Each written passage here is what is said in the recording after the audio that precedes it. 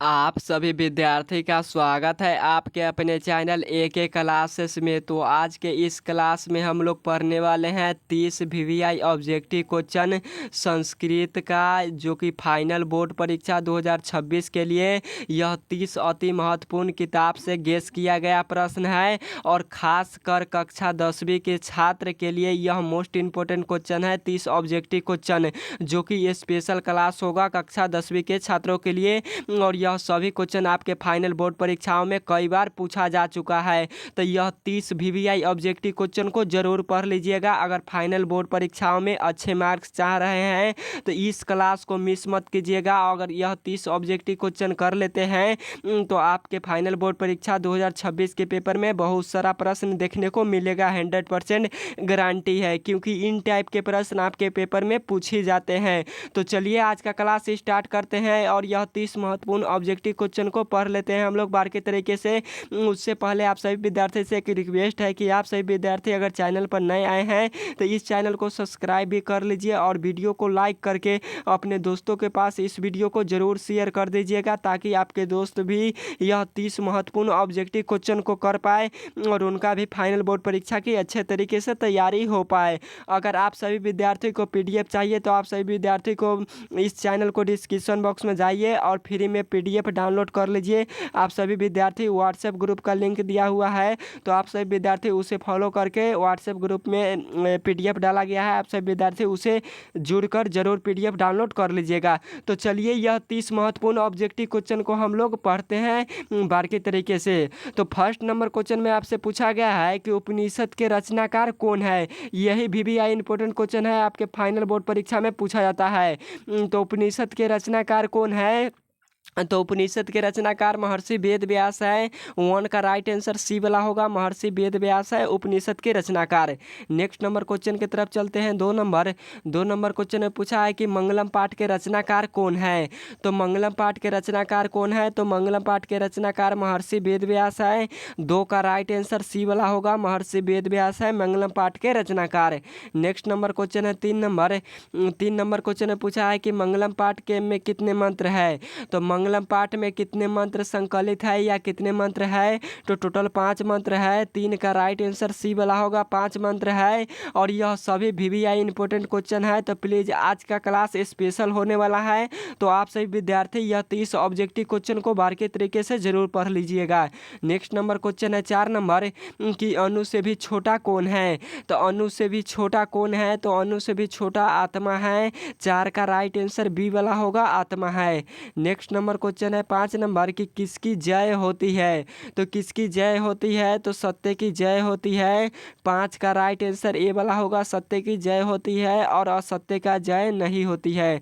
Next number question है 6 number question में पूछा है कि नदियाँ कहाँ मिल जाती है। यहाँ पे टाइपिंग मिस्टेक है, तो नदियाँ कहाँ मिल जाती है, तो नदियाँ समुद्र में मिल जाती है।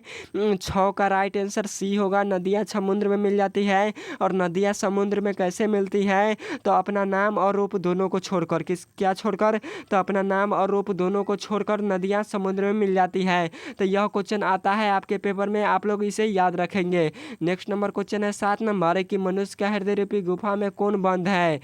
तो मनुष्य के हृदय रूपी गुफा में कौन बंद है, तो आत्मा बंद है। राइट आंसर 7 का A वाला होगा, क्योंकि आत्मा बंद है मनुष्य के हृदय रूपी गुफा में। यही क्वेश्चन को घुमाकर पूछता है कि मनुष्य के हृदय रूपी गुफा में कौन अवस्थित है, तो आत्मा अवस्थित है। तो किसी भी प्रकार से क्वेश्चन पूछे जो AK क्लासेस के छात्र हैं, उनसे 100% गारंटी है कि फाइनल बोर्ड परीक्षा में क्वेश्चन बनेगा।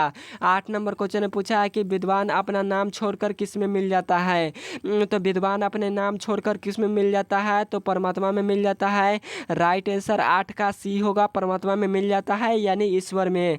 नेक्स्ट नंबर क्वेश्चन है 9 नंबर क्वेश्चन में पूछा है कि देवलोक का मार्ग किससे प्राप्त होता है। तो देवलोक का मार्ग किससे प्राप्त होता है, तो देवलोक का मार्ग सत्य से प्राप्त होता है। 9 का राइट आंसर A होगा, सत्य से प्राप्त होता है। नेक्स्ट नंबर क्वेश्चन है 10 नंबर कि सत्य से क्या प्राप्त होता है। वही क्वेश्चन है, तो सत्य से क्या प्राप्त होता है, तो सत्य से देवलोक का मार्ग प्राप्त होता है। 10 का राइट आंसर C होगा, देवलोक का मार्ग प्राप्त होता है। नेक्स्ट नंबर क्वेश्चन है 11 नंबर कि मृत्यु को वश में कौन कर लेता है। वेरी इंपॉर्टेंट क्वेश्चन है, तो मृत्यु को वश में कौन कर लेता है, है तो विद्वान कर लेता है। 11 का राइट आंसर सी होगा, विद्वान कर लेता है। 2026 में आने वाला मोस्ट इंपोर्टेंट क्वेश्चन, आप लोग इसे याद कर लीजिएगा। अगला नंबर क्वेश्चन है 12 नंबर की किसकी जय नहीं होती है। यहाँ पे क्वेश्चन में पूछा है कि किसकी जय नहीं होती है, तो असत्य की जय नहीं होती है। 12 का राइट आंसर बी होगा, असत्य की जय नहीं होती है। और किसकी जीत होती है, तो सत्य की जीत होती है। नेक्स्ट नंबर क्वेश्चन है अगला नंबर 13 नंबर क्वेश्चन है कि उपनिषद की संख्या कितनी है। तो उपनिषद की संख्या कितनी है, तो उपनिषद की संख्या टोटल 108 है। तो राइट आंसर बी होगा, 13 का 108 है उपनिषद की संख्या।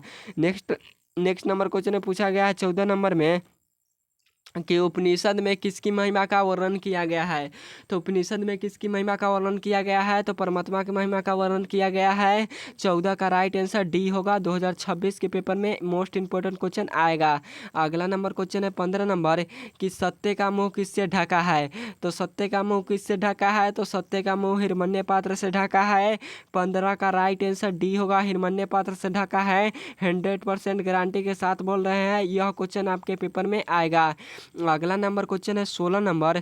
16 नंबर क्वेश्चन ने पूछा है कि सत्य का खजाना कहाँ है। तो सत्य का खजाना कहाँ है, तो सत्य का खजाना देवलोक में है। 16 का राइट आंसर सी होगा, देवलोक में है सत्य का खजाना। नेक्स्ट नंबर क्वेश्चन की तरफ चलते हैं 17 नंबर। 17 नंबर क्वेश्चन में पूछा है कि उपनिषद के अंतिम भाग में किस सिद्धांत है। तो उपनिषद के अंतिम भाग में किसका सिद्धांत है, तो दर्शन शास्त्र का है। राइट आंसर 17 का ए होगा, दर्शन शास्त्र का है। और ये भी क्वेश्चन आएगा 2026 के पेपर में।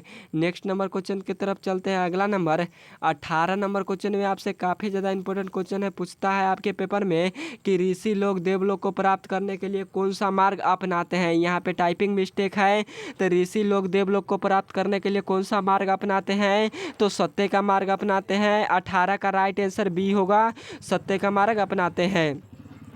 नेक्स्ट नंबर क्वेश्चन है अगला नंबर 19 नंबर क्वेश्चन में पूछा है कि प्राणियों के हृदय रूपी गुफा में कौन बंद है।